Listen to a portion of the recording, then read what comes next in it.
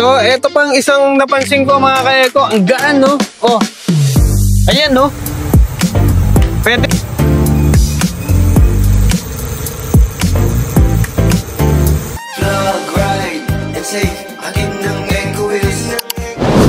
Kamusta mga ka-Eko?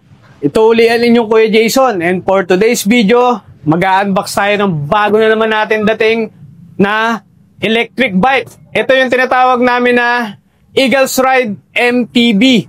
So ano ba yung specs nito? Ito ay may 48 volts, 10 Ah.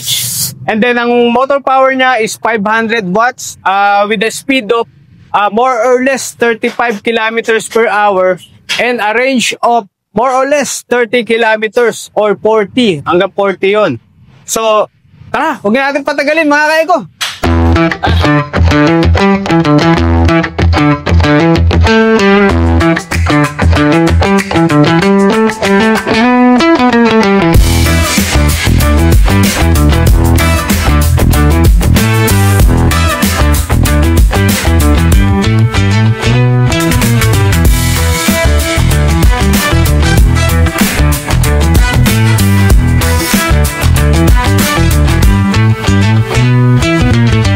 So we're back mga ka-Eko. Ayan, at na-assemble na natin ang Eagles Ride MTB. As you can see mga ka-Eko, para siyang, alam nyo yung mga typical na mountain bike na 26 inches. Tapos nilagyan siya ng, kinonvert siya into electric. Ayan, as you can see, ang ganda. Etong battery niya mga ka-Eko, pwede siyang tanggalin, detachable siya. And then, yung motor power niya pala is, correct ko yung sinabi ko kanina. So, hindi siya 500 watts, 750 watts siya. And ito, sa tingin ko, magpipick siya ng 1,000 watts. Tingnan natin sa pag-review natin, pag-test natin. Sa ito pang maganda mga ka-Eko, yung screen niya, oh, kitang-kita. Napaka, smooth, crisp, pinong-pino, oh. Kitang-kita natin, lalo na pag nasa arawan tayo, pwede to. Tapos, meron din siyang, Shimano shifter, no? Ito yung pedal shifter natin. Parang as in yung mga mountain bike natin dyan, ano? Tapos, ayun, meron siyang mode. Pwede siya hanggang 1, 2, 3, 4, 5. Kung fifth, pwede siya mag fifth gear. So, depende kung anong gusto mong bilis, no? Tapos, ayun, meron siyang ilaw.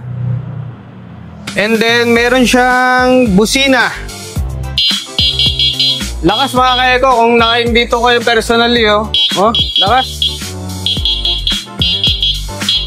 Tapos pag medyo matangkad kayo, pwede naman natin i-adjust dito yung seat niya, seat post niya. Ayan, pwede natin taasan. Tapos kung gusto nyo, medyo maporma kayo, pwede natin tanggalin yan. Ayan.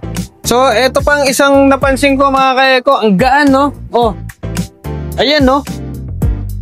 Pwede, bawa, oh, yun, oh. Pwede mo siyang, buhatin, oh. Ayan, mga ka-Eko, oh.